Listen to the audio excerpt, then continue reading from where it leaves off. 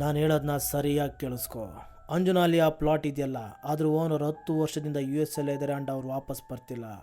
Papers ಮೇಲೆ ಅವ್ರ ನೇಮ್ನ replace ಮಾಡಿ ಸ್ಟ್ಯಾಂಪ್ ಹಾಕ್ಸಿ ನಮ್ಮವ್ನು ರಿಜಿಸ್ಟರ್ ಆಫೀಸಲ್ಲಿ ಒಬ್ಬ ಇದ್ದಾನೆ, ಅವನು ಅದನ್ನ ಕ್ಲಿಯರ್ ಮಾಡಿಸ್ತಾನೆ. ಸ್ಟ್ಯಾಂಪ್ ಆದಮೇಲೆ ಅದನ್ನ ನಮ್ಮ ಕಡೆಯಿಂದ ಲಿಸ್ಟ್ ಮಾಡಿಸಿ ಸೇಲ್ ಆದಮೇಲೆ ಯುರೋಪಲ್ಲಿ ಹೋಗಿ ಸೆಟಲ್ ಆಗಿಬಿಡೋಣ. ಈತ ರೋಹನ್ ಅರ್ಮಲ್ಕರ್. ಈತ ಗೋವಾದ 1000 ಕೋಟಿ ಲ್ಯಾಂಡ್ ಸ್ಕ್ಯಾಮ್ನ ಸೂತ್ರಧಾರಿ.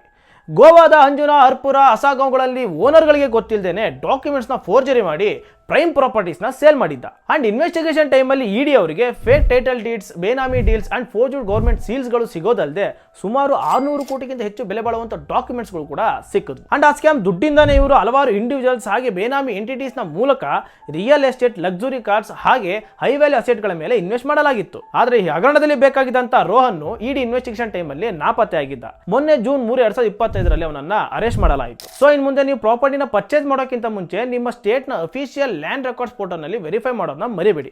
ಹಾಗೆ ಈ ವಿಡಿಯೋನ ನಿಮ್ಮ ಫ್ರೆಂಡ್ಸ್ ಅಂಡ್ ಫ್ಯಾಮಿಲಿಗೆ ಶೇರ್ ಮಾಡಿ. ನಮ್ಮ ಗ್ರೋ ಕನ್ನಡನ್ನು ಫಾಲೋ ಮಾಡಿ.